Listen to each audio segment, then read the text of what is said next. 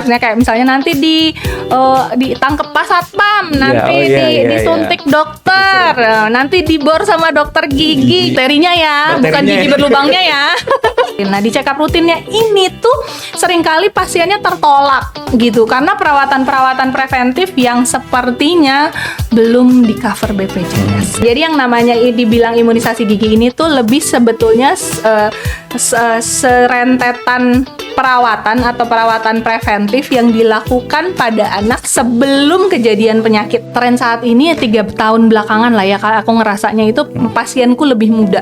Datang sudah tidak dengan keluhan giginya berlubang, tapi gigi nggak bisa makan karena giginya semuanya nggak rusak semua gitu. Oh, ternyata gue nggak cuma ngurusin gigi ya. Ternyata aku nggak cuma benerin gigi ya. I really do something good gitu ke anak ini. Gitu. Saat ini banyak anak kecil yang mengalami kerusakan gigi sebelum masuk usia sekolah. Dan yang mengejutkannya, kebiasaan orang tua itu juga bisa menjadi salah satu penyebab utama dari kerusakan gigi tersebut. Di sisi lain, dunia kedokteran gigi anak semakin berkembang ke arah pencegahan yang sejak dini. Salah satunya imunisasi pada gigi anak. Kita akan membahasnya pada episode Jaksel Dental Talk hari ini. Bersama saya Dr. Gigi Rizky Maulidi di satu-satunya podcast organisasi kedokteran gigi. Selamat datang di Jaksel Dental Talk.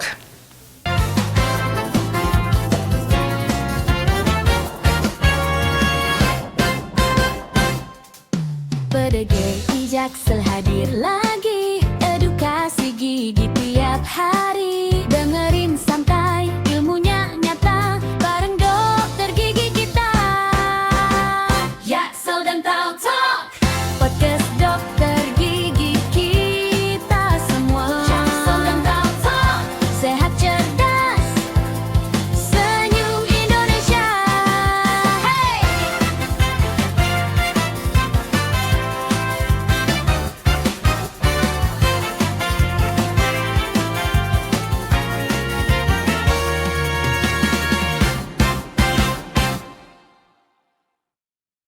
Belakangan ini, makin banyak orang tua yang sadar bahwa masalah gigi pada anak muncul di usia yang sangat dini. Tetapi meskipun orang tua sudah mendapatkan edukasi dan kesadaran yang cukup baik mengenai kesehatan gigi si kecil, tidak sedikit juga yang mengalami kesehatan gigi dan mulut yang berlubang di usia sebelum masuk sekolah. Dan menariknya, mulai banyak juga pembahasan di sosial media, terutama dengan orang tua, mengenai perlindungan gigi sejak dini. Bahkan masyarakat sudah mengenal dengan istilah imunisasi gigi. Lalu, sebenarnya apa yang terjadi dengan kesehatan gigi anak saat ini?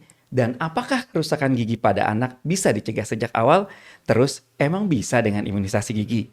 Nah, kita cari tahu penyebabnya, apa saja yang dapat menyebabkan kerusakan gigi pada anak, dan bagaimana pencegahannya, serta seberapa penting imunisasi gigi pada anak. Sudah hadir di studio Jaksel Dental Talk, dokter gigi kesayangan ibu milenial, dan Gezi siapa lagi kalau bukan dokter gigi Firmala Indah Aulia, spesialis kedokteran gigi anak. Halo dokter. Halo Dokter Rizky. Apa kabar dokter Indah? Baik. Alhamdulillah. Dokter Rizky baik? Alhamdulillah baik. Minggu ya ini. Tetap kerja kita Tetap ya dok kerja ya. kita. Terima kasih dokter sudah hadir di podcast Jaksel Dental Talk. Dok, Siap. bagaimana nih menurut dokter studio Jaksel Dental Talk? Keren. Keren. Kayaknya baru ini ya, organisasi profesi punya podcast terus punya studionya. Iya, wah luar biasa. Terima Luar kasih biasa. dok. Terus serius lagi beneran, serius lagi pakai Jadi, ini semua podcastnya serius beneran. Ya, terima Hebat kasih, sih Dok. Terima kasih, PDGI Dok. Jaksel luar Semoga biasa. bisa diikuti dengan organisasi Iya, yang lainnya dok ya. betul. Dok, kalau boleh tahu dokter Breakthrough. Indah, PDGI cabang mana dok? Saya masih terdaftar di PDGI Jakarta Utara. Oh Jakarta. Walaupun rumah udah nggak di situ ya. Baik, terima kasih dok. Terus menurut dokter podcast dari beberapa episode dokter udah pernah lihat belum podcast Jaksel Dental Talk? Terus menurut Udah dokter pernah gimana? lihat, luar biasa sih, keren sih menurutku. Sebuah organisasi profesi membuat podcast terus kayak lebih approachable gitu ya, kayak jadi kayak kesannya kalau organisasi profesi itu kan kayaknya Serius gitu ya. Terus kalau ini tuh bisa lebih lebih Kekinian. membumi dan kekinian gitu ya, lebih approachable gitu. Ya. Jaksel banget Dengan ya dok zaman ya. iya Jaksel banget bener, anak Jaksel banget. Dokter Indah sendiri kan dokter spesialis Gigi gigi anak. anak ya dok. Itu sudah berapa lama dok jadi dokter spesialis gigi anak? Jadi dokter spesialis berarti dari sejak lulus tuh ya? Ya betul. Kalau dari sejak lulus dokter spesialis itu 2008. Oh, luar biasa. Berarti hampir 20 tahun kurang 3 tahun? Ya, Ya, kurang lebih ya. sekitar. 16 tahun ya. dok. Apa sih dok yang bikin dokter tergerak? Oh akhirnya pilih dokter Pedo. gigi anak, pilih pedo. Kalau dulu tuh kan waktu aku jadi ceritanya bebannya ada awalnya waktu begitu lulus S1 lulus sumpah Sumpah, ya. dokter gigi, papa langsung suruh sekolah lagi kayak gitu. Kalau makin ditunda makin mahal ntar sekolah. Hah? Baru lulus suruh sekolah. Akhirnya waktu itu nyari apa ya? Nah, waktu itu yang kayak baru lulus itu kan kerja tuh jadi GP. GP. Nah, di situ tuh menemukan bahwa kok kayaknya pedo yang waktu zaman koas tuh kan pasien kita cari ya. Cari, iya, Terus betul. sebisa mungkin gue nyari pasien tentu kan karena gue yang nyari, aku nyarinya tuh yang kooperatif. Yang kooperatif. Pokoknya yang gampang lah, kalau sebisa mungkin gitu kan, Yang pokoknya bisa lulus. memudahkan jalan kita, dok. Tapi kan begitu lulus ketemunya kan nggak begitu, Iya, betul. ya kan kita mesti berhubungan sama pasien anak yang ternyata tidak semudah itu. Nah, itu menemukan challenge, oh kayaknya pedo Menarik. sesuatu yang menarik dan kalau dieksplor kayaknya oke gitu. Oke. Terus selain aku ya galau sih mau ngambil apa gitu kan, karena pedo kan semuanya Semuanya, ya, tapi di betul. anak-anak Ini kedokteran gitu. gigi ya dok ya pedo. Jadi ya udah, terus tambah lagi di situ waktu itu dimudahkan untuk dapat rekomendasinya waktu itu oleh Prof Heriandi Sutadi. Gitu. Luar Alhamdulillah biasa. dapat rekomendasi beliau, jadi masuk pedo deh. Pedo. Udah sekitar 20, Iya. hampir 20 tahun ya dok, luar biasa pengalamannya ya dok. Iya, Dok, alhamdulillah. ini kita bicara ke pertanyaan awal dok. Dari beberapa tahun lalu sampai ke sini, itu tren kesehatan gigi pada anak apa sih yang terjadi gitu dari sebelumnya sampai sekarang gitu? Kalau dibanding dulu ya, kalau dari segi kasus sih masih sama, masih Karies. karies lagi ya. Cuman tren yang saat ini yang aku lihat makin ke sini dari usia pasienku. Sekarang amazing sih menurutku, karena kalau dulu tuh yang datang anak ke aku gitu ya, maksudnya aku menemukan pasien-pasien anak yang memang giginya udah hancur, udah lubang gitu-gitu, anak-anak usia sekolah kan, usia SD gitu-gitu. Tapi makin ke sini, let's say berapa ya, 3 tahun 3 tahun. belakangan ini deh aku lihat tuh pasienku makin muda. Dan mulai banyak orang tua yang bawa anaknya dalam keadaan giginya baik-baik aja, emang mau check up. Oke. Luar biasa sih itu, menurutku itu ada sebuah perubahan dalam pola di masyarakat gitu ya, entah orang tuanya yang lebih aware gimana, tapi memang aku menemukan pasien-pasienku lebih muda dan orang tua yang membawa anaknya memang ya buat check up Sejak aja dini ya, gitu. Dok, ya. Ketika belum ada apa-apa malah. Dok, kalau seandainya tadi kan karies banyak ya dok, sebenarnya menurut dokter saat ini terjadi apa sih salah satu penyebab terbesar anak-anak tuh mudah karies dok? Apakah misalnya pola makan modern, anak yang serba instan atau yang terlalu manis atau gimana? Oke. Apakah itu bisa menyebabkan? Kalau aku sih bilangnya Kak, sama seperti sebagaimana teori karies atau teori gigi berlubang itu kan memang multifaktorial ya dari segala macam. Tapi aku a firm believer di mana bahwa karies gigi itu adalah sebuah penyakit yang kita sebut behavioral disease. Sorry. Jadi behavioral disease. Jadi yang memang penyakit yang sebetulnya sangat 100% bisa dicegah. Iya. Yang menjadikan itu jadi penyakit adalah yaitu banyak-banyak faktor yang ya baik dari segi pola makan, kebiasaan makan, jenis makanan, terus pembersihannya, kebiasaan membersihkannya, dan semua itu memberikan kontribusi ke kejadian penyakit yang sebetulnya kalau dicegah ya bisa nggak kejadian Bisa nggak gitu. kejadian. Jadi gitu. Baik dok, dari masalah gigi berlubang tadi, sebenarnya apa sih penyebab utama si anak-anak sekarang ini mudah karies? Apakah pola makan yang serba instan ini juga berpengaruh dok? Aku tuh kalau teori karies ya, kita belajarnya kan teori karies di zaman sekolah itu memang multifaktorial, sebuah penyakit yang kejadiannya tuh banyak penyebabnya. Kita nggak bisa pinpoint bahwa oh ini karena bakteri A gitu, enggak gitu.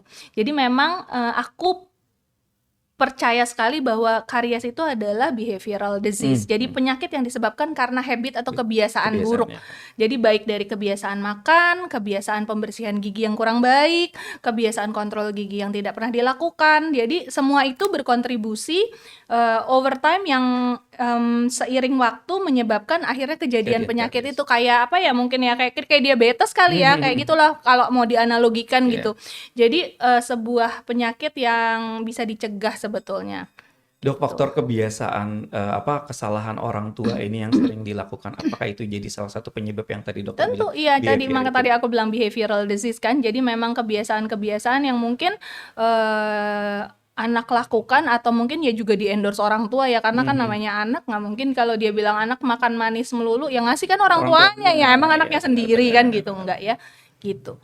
Terus dok, kalau seandainya orang tua sudah merasa sudah menjaga kesehatan gigi anaknya, misalnya anaknya pola makan sudah dijaga, sudah sikat gigi, dan kecolongan juga Iya. nih gigi berlubang, itu sebenarnya biasanya apa sih ya yang Nah ini menyebabkan hal itu terjadi? tadi aku bilang ya. Jadi ada satu hal yang mungkin perlu perlu digaungkan lebih di endorse gitu ya.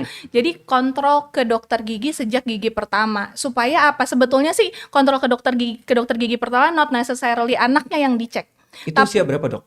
Kalau 1 boleh tahu. tahun.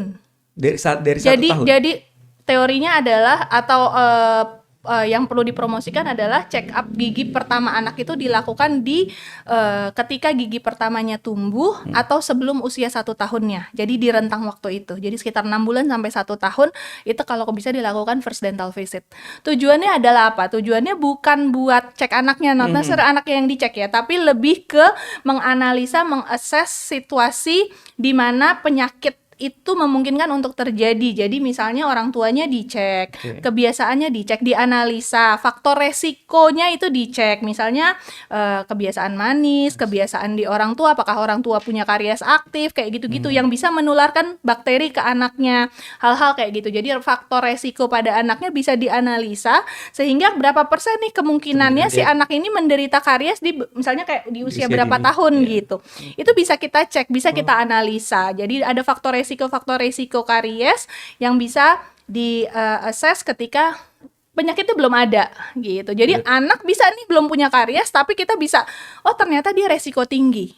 Dia resiko tinggi kejadian karies pada anaknya tinggi, faktor resikonya tinggi walaupun penyakitnya belum kejadian. Itu bisa kita assess. Nah, makanya perlu dicek sebelum ada kejadiannya. Makanya sebisa mungkin anak usia dini itu dicek ke dokter gigi anak untuk melihat faktor resiko Faktor itu resikonya sehingga nanti bisa diformulasikan Harus ke arah mana ya, Dok, ya? preventifnya apa sih yang Preventifnya, perlu betul. dilakukan pada anak ini. Nggak semua anak kok butuh kayak fluoridasi tambahan ya. misalnya gitu ya. Ya hal-hal preventifnya itu bisa diformulasikan mana yang terbaik, berapa kali setahun perlu diceknya, Iya. kayak gitu-gitu. Nah itu dari faktor resiko itu kita bisa dapat formula itu. Berarti gitu. muncul gigi pertama depan bawah ya dok Betul, ya. Berarti gigi itu pertama nggak selalu sih. Kadang-kadang ada anak tuh yang tumbuhnya atas dulu, Atas ada yang dulu, bawah dulu, iya. ada yang malah canine dulu, beda-beda Iya, gitu. iya. Jadi tapi memang kalau secara umum biasanya gigi anterior bawah. Depan bawah ya berarti Betul. boleh.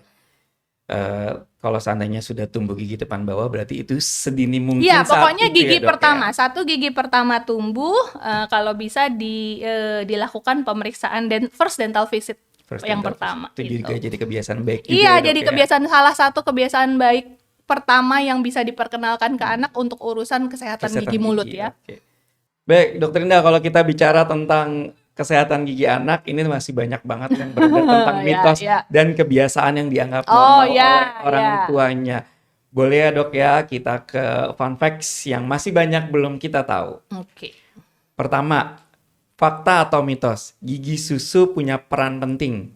Karena banyak dari orang tua yang kepikiran bahwa nanti aja, dibiarin aja. yang fakta yang mananya nih, yang gigi susu punya peran Iya, pentingnya? Fakta dong. Fakta. Fakta dong.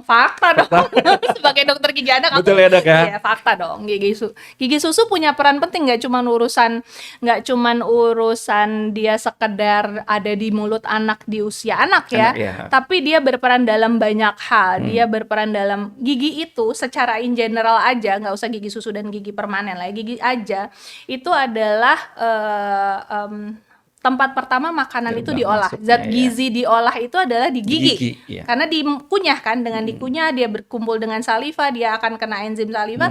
Jadi zat gizi utama itu pertamanya kan dari gigi ya, dari pengolahan oleh giginya. Jadi kalau bayangin kalau gigi itu nggak ada atau toothless anaknya, maka step yang di sini skip. Langsung ke di pencernaan. perut, langsung di pencernaan. Tentu jadi berat kan Iya, bebannya karena ini di skip. Jadi ya tentu akhirnya anak, kalau kita mau ngomong panjang gitu ya, stunting bla bla bla gitu, percuma kita ngomongin stunting dengan segala macam modifikasi gizinya ketika ininya nggak beres. Ininya nggak beres. Nah, Ya. gitu. Dari gerbangnya dulu berarti ya, Dok, Betul, ya. ininya nggak beres. Jadi kalau mau ngomongin stunting, ini ngomongin ini. Jadi itu segitu pentingnya. Gerbangnya dulu ya, Dok. Terus Menurutku. tadi, Dok, kalau seandainya mitosnya orang tua, nanti aja biarin, nanti lepas sendiri.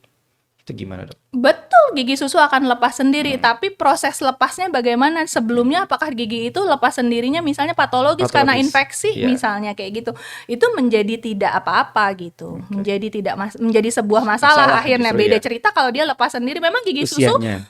Tuhan bikin terdesain untuk pada waktunya dia akan lepas sendiri gitu. Tapi bagaimana prosesnya gitu. Kalau dia proses alami, fisiologis, normal, itu nggak nggak masalah gitu. Tapi kalau dia patologis itu malah jadi masalah malah jadi cerita. Yang si patologisnya ini yang harus dicegah ya, Iya, Dok, berarti. betul, karena efeknya kan di bawahnya gigi susu ada gigi permanennya. Ketika terjadi respon yang patologis, di situ ada proses infeksi, di situ ada proses inflamasi, di situ maka tumbuh kembang gigi permanennya otomatis akan pasti affected. Dok, selanjutnya, fakta atau mitos, Dok, susu di malam hari itu berbahaya untuk anak? Aku bilang mitos. Mitos. Susunya ya. Susunya. Cara nyusunya beda cerita, Iya. betul. Susunya enggak dong, aku nggak akan bilang susu itu namanya nutrisi. Gizi ya. Jadi apalagi ASI, kalau kita ngomongin ASI itu malah bagus isinya, tapi kebiasaannya susu kayak menyusu itu sebetulnya di atas usia 1 tahun mungkin perlu dikonfirmasi lagi ya ke dokter anak menurutku, karena susu di atas usia 1 tahun itu tidak lagi menjadi sumber gizi utama anak gitu ya, karena dapatnya kan udah dari makanan pendampingnya, mulai zat gizi utamanya gitu. Jadi susu itu menjadi pendamping akhirnya seiring anak bertambah besar, apalagi kalau udah di atas usia 1 tahun. Jadi menyusu yang non nutritif, yang malam hari ketika anak sudah tidur dia kebangun disusuin, nah itu yang menjadi tidak baik gitu. Kurang baik lah, kurang lebihnya itu kurang baik. Kenapa? Karena sebetulnya anak satu udah mestinya harus udah sleep training ya, udah mulai tidur panjang, tujuannya biar tumbuh kembangnya baik. Tapi kalau anak setiap masih udah di atas 1 tahun masih kebangun setiap 2 jam masih kebangun, kemudian apalagi disusuin, itu yang menjadi mungkin kurang bagus lagi gitu ya. Nah, tapi konfirmasi lagi kebutuhannya untuk ke DSA-nya, karena mungkin perlu betul, mungkin perlu mengejar nutrisi, dia perlu perlu menambah berat badan yang lebih. Jadi mungkin ada kebutuhan di situ, tapi mungkin bisa dimodifikasi di cara pemberiannya. Gitu. Kayak kalau misalnya Soalnya pakai dot, gimana, Dok? Nah itu tadi ya, pakai dot itu cara pemberiannya misalnya dengan dikasih dot, apalagi kalau yang sampai malam sampai ngenyot terus menerus, apalagi udah di atas berapa ya, 2 tahun lah, udah nggak wajib, apalagi udah dia 2 tahun kan harusnya udah disapih gitu ya, tapi anaknya masih ngenyot, ya tentu menjadi kurang baik. Dia akan berpengaruh ke susunan giginya, ke bentuk rahangnya. Jadi nggak cuman lagi ke kita ngomongin penyakit karies lagi, kita ngomonginnya udah ke susunan gigi jadinya, karena itu berpengaruh. Oke, baik, Dok. Selanjutnya fun fact. Seorang dokter Indah nih, kalau seandainya melihat pasien yang ditakuti orang tuanya ke dokter gigi, gimana, Dok, menyikapinya, Dok? Misalnya ditakut-takutin gimana? Nanti kamu ke dokter gigi disuntik, dibor gitu. Atau kalau seandainya kalau nggak jadi ditindak, nanti dikasih hukuman anaknya sama orang tuanya, itu gimana, Dok? Dokter Indah menyikapinya. sedih. Sedih sih ya, kadang juga sedih juga dok kalau Iya, ini kitanya omnya jadi dokter kayak loh, kayak punya bad suntikan police, gitu. betul. Kitanya jadi kayak polisi jahat Iya, ya, iya, pokoknya iya. kayak gitu kan. Ya sama lah, misalnya kayak orang tua punya cita-cita anaknya mau jadi polisi tapi dibilang polisi jahat gitu Iya, iya, iya. misalnya. Jadi sosok yang apalagi atau misalnya orang tua mau butuh bantuan dokter ya, dalam hal ini dokter gigi anak gitu ya. Tapi kitanya dibuat sebagai sosok yang jahat atau Jahat. yang memberi hukuman ya, tentu belum ketemu kita aja anaknya udah Udah parno takut, duluan iya, benar. gitu. Jadi ya sedih sih, janganlah, maksudnya jangan jadikan sosok yang sebetulnya akan membantu anak itu malah di framing gitu ya, di framing jadi sosok yang kayaknya horor banget gitu ya. Kadang-kadang tapi itu sebaiknya sih tidak dilakukan ya. Maksudnya kayak misalnya nanti ditangkep pas satpam, Iya, nanti oh iya, iya, disuntik iya. dokter, Itu sering. nanti dibor sama dokter gigi. Gigi, Jadi kayak jadi gitu-gitu. kayak ditakut-takutin. Jangan ditakut-takutin anaknya. Ya anaknya nggak usah ditakut-takutin, udah takut gitu. Apalagi ditakut-takutin gitu. Iya benar Jadi ya dok ya. Dokter Indah, sekarang kita bicara fun fact lagi nih. Kalau dokter dengar orang tua ngomong gini, nggak perlu dirawat lubang di giginya, buktinya nggak sakit kan dok? Coba saya akan tanya balik ke orang tuanya. Ibu kalau giginya, kalau makanan ada yang nyelip sakit nggak? Nggak nyaman Nggak nyaman. kan? Ya kalau nggak usah ngomongin lubang gigi ya, ngomongin makanan keselip aja terganggu, kita nggak Diganggu, ya. nyaman. Apalagi di anak-anak gitu kan. Mereka terbiasa untuk tidak mengeluh aja mungkin, atau mungkin terbiasa diabaikan sehingga tidak mengeluh gitu. Bukannya berarti tidak mengganggu dan tidak sakit gitu. Jadi menurutku sih mungkin memang nggak sakit, tapi pasti ada rasa yang tidak nyaman Nyaman, juga, sama iya, betul. seperti kita gitu. Ketika makanan kita nyelip, kita segitu nggak enaknya kita nyari tusuk gigi lah, whatever itu. Apalagi anak-anak, karena dia tidak tahu bagaimana ini aja, dan kita nggak pernah ngasih tahu, jadi ya anaknya mungkin nggak ngeluh, tapi bukan berarti itu nggak Berarti ada. nggak ya. Pasti ada ya dok ya. Mm-mm. Terus dok, mitos atau fakta bawa anak ke dokter gigi itu kalau sakit aja? Itu mah mitos. Mitos ya dok? Mitos. Aku Harusnya- justru jangan nunggu sakit. Kalau kita Yang mau tadi bawa ya. anak, kalau kita mau bawa anak apalagi untuk ke dokter gigi ya, anak dalam keadaan sakit dibawa itu pasti nggak nyaman. Jadi jangankan mau dikerjain apapun di mulutnya gitu ya, dia bahkan buka mulut aja mungkin nggak nyaman, nggak enak karena ada sesuatu. Jadi ketika kita bawa ke dokter gigi hanya dalam keadaan sakit, maka kita akan mengulang trauma-trauma itu terus gitu loh. Maksudnya di anak juga akan berpikir bahwa memang ke dokter gigi itu hanya kalau sakit Sakit aja aja, gitu. iya, betul. Dok, mitos atau fakta bertukar alat makan atau berbagi makanan dengan anggota keluarga berpotensi memindahkan bakteri yang ada di dalam mulut sehingga bisa memicu gigi berlubang? Fakta, Fakta, bakterinya ya, bukan Bakterinya gigi ya. berlubangnya ya. Bakterinya berarti ya, Dok, ya. betul. Dan itu bukan cuma bakteri gigi ya, bakteri semuanya. Semua bakteri. Jadi kalau misalnya di keluarga itu memang ada orang-orang yang beresiko tinggi, punya penyakit tertentu, tidak hanya penyakit gigi, Gigi, ya. mulut ya, penyakit tertentu, penyakit apa saja yang sifatnya menular, berbagi alat makan, berbagi apa misalnya kayak Ditiup-tiup ya gitu, Dok. ditiup-tiup kayak gitu-gitu, itu akan berpotensi menularkan bakterinya gitu. Jadi baik ke anak ataupun ke anggota keluarga yang lain. Jadi sebaiknya sih tidak dilakukan. Tidak dilakukan. Oke. Baik dok, kalau kita ngomongin snack pada anak dok, sebenarnya sih apa sih yang paling berbahaya? Itu sih snack yang mengandung gula atau frekuensi ngemilnya yang terlalu sering.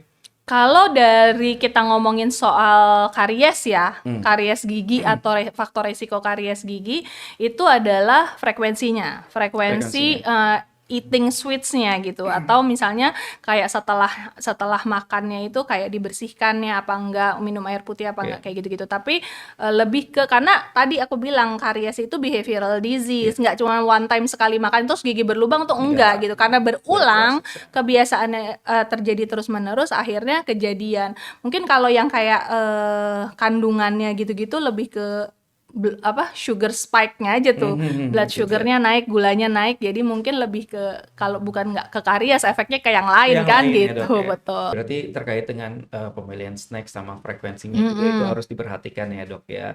Nah, sebenarnya yang jadi sadar akan kesehatan gigi ini bukan cuma perawatan pada sakitnya ya dok ya, tapi gimana kita bisa membangun kebiasaan perlindungan Betul. sejak dini pada anak. Nah, sekarang kita yang lagi rame dibicarakan nih dok, imunisasi pada gigi dok.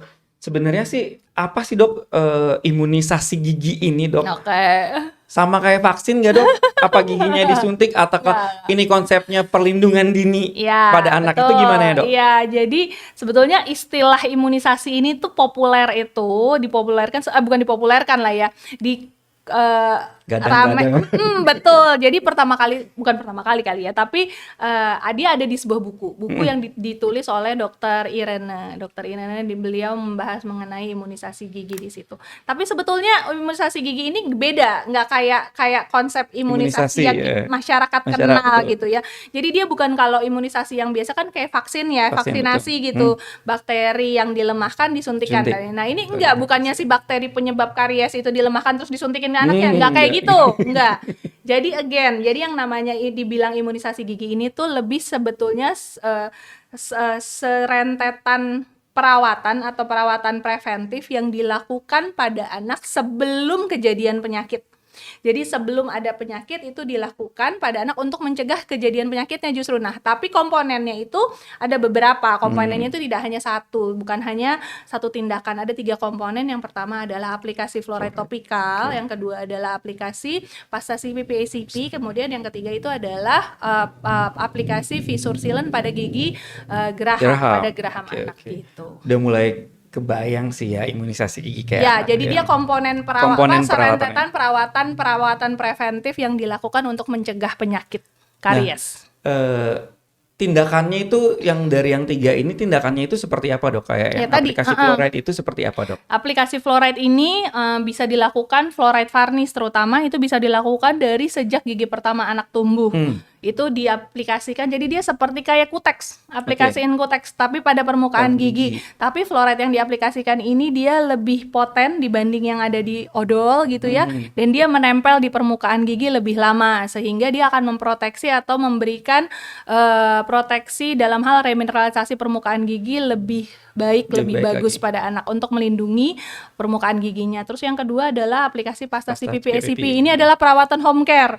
Jadi Bisa orang di tua, rumah, dok? iya betul, Oh, orang oke. tuanya sendiri yang mengaplikasikan. Biasanya atas rekomendasi dokter. Dokter. Tadi waktu aku bilang, jadi anak kalau pada kunjungan pertama ke dokter gigi itu kita bisa assessment, kita bisa lakukan assessment faktor resikonya.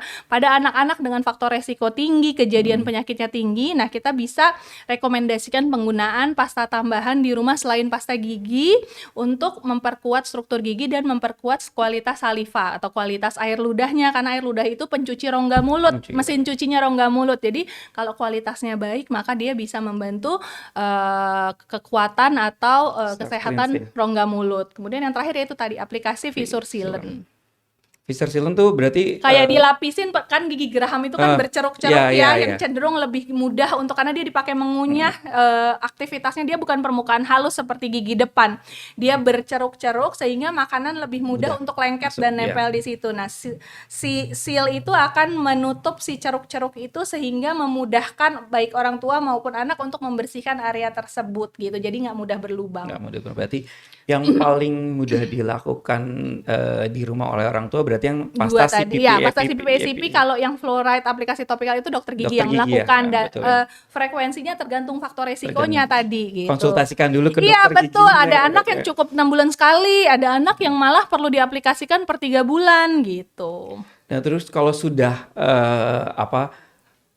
dari tahapan imunisasi yang tadi itu dok, kadang orang tua kan karena udah diimunisasi nggak usah sikat gigi lagi, Itu nggak salah. usah. Itu gimana dok?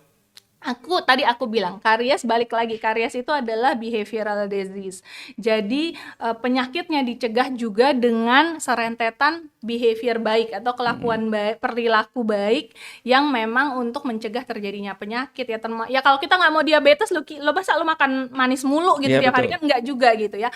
Jadi kalau kita mau mencegah karies terus kita nggak sikat gigi, itu nonsens gitu. Oke, baik. Berarti ayah bunda kalau seandainya anaknya sudah diimunisasi giginya, Sikat tetap giginya tuh. harus sikat gigi ya. Betul. Jadi ya tetap kebiasaan di rumah yang memang diwajibkan itu perlu tetap dilakukan. Iya betul. Dok, menurut dokter sekarang awareness masyarakat tentang preventive dentistry sudah mulai meningkat atau belum Tadi trennya aku saat bilang tren saat ini 3 tahun belakangan lah ya, Kak, aku ngerasanya itu pasienku lebih muda. ini? Pasienku banyak Ibu-ibu yang milenial ya. iya, ibu-ibu milenial, ibu-ibu Gen Gen Z. Z, ibu-ibu Gen Z yang membawa anaknya ya itu tadi mau check up aja Check up, dok gitu atau jadi aku merasa banyak pasien mungkin juga mereka teredukasi dari sosial media juga kali ya kayak podcast gini nih gitu ya. Jadi mereka jadi aware gitu bahwa memang membawa anak ke dokter gigi pertama itu justru ketika dia belum sakit. Jadi ketika nanti kalau misalnya terjadi sesuatu, anaknya udah biasa ke dokter gigi check up rutin tuh udah rutin, udah biasa gitu. Jadi nggak sesuatu yang menakutkan buat dia. Jadi aku merasa sih itu sih 3 tahun belakangan itu tuh pasienku lebih muda. Jadi mungkin I can safely say orang tua mulai aware kali ya dengan preventive dentistry ini gitu. Lalu dok, tantangan terbesar dokter edukasi tentang kesehatan gigi anak di Indonesia saat ini nih apa dok? Pasti ada tantangan. Tantangan terbesar dalam hal ini tuh aku tuh lebih ke policy sih. Policy dalam hal aku kan kebetulan juga berdinas di rumah sakit yang melayani BPJS gitu ya, melayani pelayanan BPJS. Tapi kan karena kita spesialis jadi di rumah sakit rujukan gitu ya. Jadi agak frustrated dengan perawatan-perawatan yang bisa dilakukan di tingkat pertamanya justru. Sehingga jadi kadang-kadang pasiennya datang tuh kan aku suruh check up rutin ya. Ketika misalnya pasiennya sudah dirawat, sudah selesai perawatan kan tentu aku kembalikan ke Paskes 1 untuk perawat check up rutin. Nah, di check up rutinnya ini tuh seringkali pasiennya tertolak gitu karena perawatan-perawatan preventif yang sepertinya belum di cover BPJS. Itu sih masih sedihnya tuh di polisinya justru malah karena banyak perawatan preventif yang ternyata dalam hal perawatan gigi ya kayak yang setahu aku nih kayak aplikasi topical fluoride aja itu setahu aku belum di cover sama BPJS. Jadi nggak tahu kalau sudah jadi program lain tapi pokoknya sebagai anggota BPJS itu banyak pasienku bilang belum. Aku mungkin perlu diupdate lagi, aku nggak tahu, tapi sejauh ini yang aku tahu belum. Kemudian banyak program-program juga, bukan banyak sih, tapi program yang menurutku masih kurang tepat sasaran gitu ya. Kayak misalnya baksos atau misalnya apa gitu yang tujuannya preventif tapi targetnya itu anak-anak yang mungkin udah usia sekolah, usia SD, kelas 3, kelas 4 ketika giginya udah banyak gigi permanen. Sementara kasus di lapangan yang banyak anak balita, anak 5 tahun yang kariesnya tuh banyak gitu, anak balita. Jadi ketika targetnya adalah anak SD, ya nggak agak miss gitu ya. Jadi memang kasus yang banyak itu kan balita ya yang DMFT kecil ya, gigi susu gitu yang bermasalah. Jadi harusnya targetnya mungkin kalau kita mau ngomongin preventif, polisinya itu mungkin lebih ke anak yang lebih muda lagi gitu, yang di bawah 3 tahun, anak 1, 2, 3 tahun gitu. Kalau kita mau ngomongin preventif gitu. Berarti edukasinya menurutku. betul-betul Iya, sejak jadi dini polisinya ya, Dok. mungkin perlu baik ke targetnya. Jadi roadmap-nya tuh perlu lebih di-adjust hanya kali ya, anak bukan usia anak sekolah. usia sekolah. Prasekolah ya dok. Karena kalau memang karena kalau di gigi permanen itu secara struktur dia lebih kuat, lebih bukan tidak mudah berlubang tapi memang lebih kuat gitu ya. Kejadiannya itu gigi berlubangnya tuh tidak seintens di gigi susu. Gigi susu tuh kalau anak yang udah resiko tinggi itu anak usia 3 tahun dengan 20 giginya rusak semua itu ada. Dan itu real di masyarakat yang anak datang sudah tidak dengan keluhan giginya berlubang tapi gigi nggak bisa makan karena giginya semuanya nggak rusak semua gitu. Jadi targetnya perlu lebih muda lagi kalau kita mau ngomongin pencegahan di anak sih. Itu sih targetnya. Itu sih kesulitannya gitu. Usia prasekolah balita betul. Jadi targetnya tuh mungkin di posyandu dokter giginya, dokter gigi puskesmas atau dokter gigi. Jadi frontlinersnya perlu maju lebih maju lagi gitu ke usia anak yang lebih muda lagi, lebih dini lagi gitu. Oke. Ya dok, lalu dok kita bicara tentang trauma dan pengalaman anak ke dokter gigi. Nah nih dokter Indah sebagai dokter gigi milenial, masih nggak sih dok sekarang menemukan anak-anak yang datang dengan trauma ke dokter gigi, Dok? Banyak, masih Banyak, banyak, masih masih banyak. banyak. Bukan trauma mungkin ya, tapi lebih tadi karena again banyak mungkin datangnya itu sudah dalam keadaan sakit ya. Bayangin ya, giginya aja udah sakit, terus diajak ketemu orang baru juga gitu ya. Jadi ketemu strangers, ketemu seseorang, terus udah gitu dokter lagi. Jadi kan double stressor ya. Udahlah si gigi gue lagi Sakit, sakit, terus ketemu disuruh-suruh, terus nanti mau diapain sesuatu, terus udah gitu datang ke sebuah ruangan dengan segala macam peralatannya gitu yang memang dia belum pernah, apalagi kalau dia belum pernah lihat. Dok, berarti kan dokter sebagai pedodonti juga belajar terkait dengan Iya. psikologi anak ya, Dok ya. Terus gimana sih kalau dokter menyikapinya, misalnya, ih mama nggak berani lihat gigi kamu, takut gitu, atau bahkan orang tua udah dibawa ke dokter gigi nih, anaknya kadang suka disalahin nih, Bu ini gigi anaknya berlubang ya, terus ibunya suka nyalahin anak, ini emang anak saya payah, Dok, Oh, nggak kalau mau kayak gitu sikat aku gigi, itu gimana, iya. Dok? Itu kalau aku kayak gitu itu apalagi kalau anaknya masih kecil gitu. Kadang-kadang kita lagi ngerawat, oh ya ini giginya berlubang nih, Bu. Aku jelasin gitu kan. Terus orang tuanya bilang, "Iya nih, Dok, soalnya makan coklat mulu." Iya. Gitu kan orang tuanya. Nah, kalau udah kayak gitu aku sautin, "Yang kasih coklat siapa?" Gitu. Jadi yang anak itu nggak beli coklat sendiri kan, yang ngasih uang jajan siapa, terus yang memberikan coklat siapa di rumah gitu. Jadi memang bentuk-bentuk reward di rumah sendiri yang mungkin malah berkontribusi ke hal itu gitu. Jadi aku malah sautin sih, atau misalnya kayak, "Iya Nggak nih, sikat Dok, nggak gigi." sikat gigi." Ya mungkin nggak diajarin nggak sikat giginya gitu ya, disikatin nggak. Anak yang belum bisa mengikat tali sepatunya sendiri sebaiknya tidak menyikat giginya sendiri. Oke. Jadi kalau anaknya belum gerakan motorik dia belum cukup baik untuk menggerakkan sikat gigi itu dengan benar, tetap sikatin gigi anak Tetap gitu. sikatin gigi. Karena pasti nggak bersih gitu. Karena pasti nggak bersih. Orang tua perlu tetap sikatin. Tapi kalau dia udah belajar dari mulai mengancingkan baju sendiri, mengikat tali sepatu sendiri, kalau motorik dia sudah cukup baik, baru anak berlatih. Itu pun perlu dilatih dan dievaluasi apakah dia menyikat giginya itu sudah benar, udah bagus gitu. Orang tua dalam proses belajar itu perlu tetap mengulang. Jadi tadi anaknya nggak sikat gigi ya, itu mungkin nggak di-endorse orang tuanya, mungkin orang tuanya juga nggak punya kebiasaan, contohin, nggak nggak nyontohin kasih contoh, atau nggak betul. menyikat gigi dengan baik juga gitu. Baik, berarti hal-hal yang kayak gitu juga punya efek besar ya, Dok Iya, ya, pada betul tumbuhan menurutku. anaknya ya, Dok ya. Karena itu kan first line ya, kebiasaan di rumah tadi aku bilang behavioral disease. Jadi tentu kebiasaan-kebiasaan yang paling sering dilakukan itu kan bukan yang ke dokter gigi, bukan Iya, yang di benar. dokter giginya kan. Kebiasaan yang paling Giginya. utama itu kan yang terjadi di rumah gitu. Jadi itu yang perlu di-endorse lebih baik gitu Lebih ya. baik ya, Dok ya. Lalu, Dok, kalau kita bicara psikologis anak nih, sebenarnya secara psikologis gimana sih cara terbaik mempersiapkan anak untuk ke dokter gigi, Dok?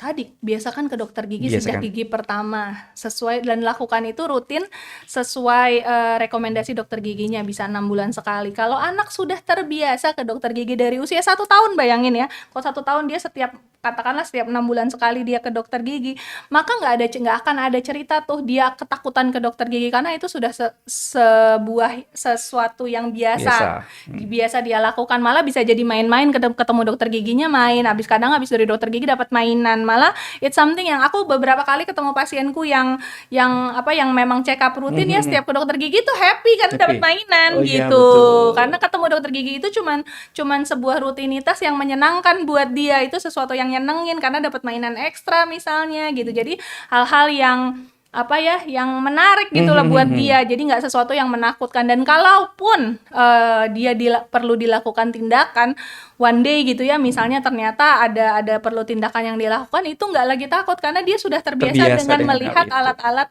alat-alat dokter gigi itu. Ada shower di situ, Iya, ada suction atau apapun itu nggak Suara-suaranya juga, suara-suara itu buat dia nggak sesuatu yang Menakutkan. membahayakan dia gitu. Kalau misalnya, Dok, perlu nggak sih misalnya sebelum bawa anak ke dokter gigi, orang tuanya lihat nonton YouTube dulu? Bisa Nggak, banget. berarti itu salah satu persiapan ya, Dok Terutama ya? memang anak-anak yang misalnya belum like say first iya, dental iya, visit-nya nggak jalan gitu ya, anaknya perlu ke dokter gigi. Nah, itu salah satu kalau ternyata dia datang baru dia udah lumayan besar, terus memang itu baru kunjungan pertama dan ada masalah pula di giginya. Nah, yang perlu dilakukan atau yang bisa dilakukan orang tua adalah memperkenalkannya lewat media-media. Misalnya kalau ke dokter gigi tuh nanti Nanti kayak bentuknya kayak gini deh, kursi gini. gigi tuh ada yang Gitu. kayak gini Iya. loh deh. Nanti kursinya bisa naik turun. Nanti dokternya tuh mau ceknya tuh nanti pakai lampunya terang banget kayak senter yang terang banget, gigi ada biar kelihatan, kuman-kumannya kelihatan sama dokternya kayak gitu-gitu. Jadi diperlihatkan video YouTube ataupun video-video gitu ya yang visual, yang anak bisa punya bayangan. At Iya. least dia datang, dia tahu bentuknya seperti apa. Dari itu nggak terlalu asing, nggak terlalu menakutkan Berarti gitu. menjadi Oh ya, ini salah satu kursi persiapan ya, Dok, Ya, ya. itu persiapan yang bisa dilakukan oleh orang tua adalah komunikasi visual. Oke, baik. Dok, bagian paling challenging jadi dokter gigi anak nih apa, Dok? Ke pasiennya. Ke pasien. Atau misalnya dari sekian banyak pasien yang sudah dokter tangani, dokter ada nggak sih pasien yang paling membekas atau yang paling menyentuh hati, Dok? Kalau yang paling menyentuh hati itu lebih ke yang ini makanya kalau yang sampai sekarang tuh aku sangat-sangat percaya bahwa I do something good gitu ya.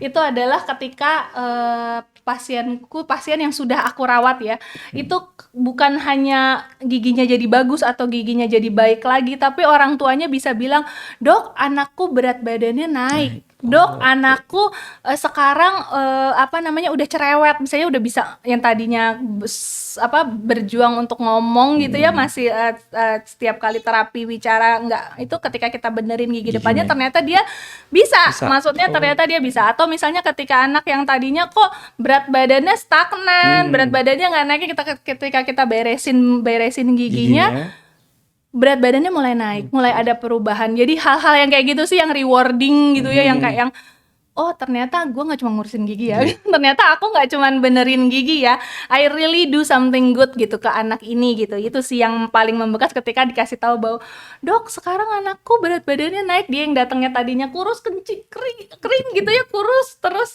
kayaknya kecil gitu, pas kontrol rutin gitu dia udah kontrol, tahu-tahu dia udah berisi, udah lebih lebih aktif gitu. Kayaknya itu rewarding sih buat aku, yang nggak cuman it's beyond the tooth gitu loh. Jadi Perubahannya itu sih. besar ya, Dok, ya. Jadi nggak cuman enggak loh, aku tuh nggak cuma ngurusin gigi loh gitu, kayak gitu. Oke, baik.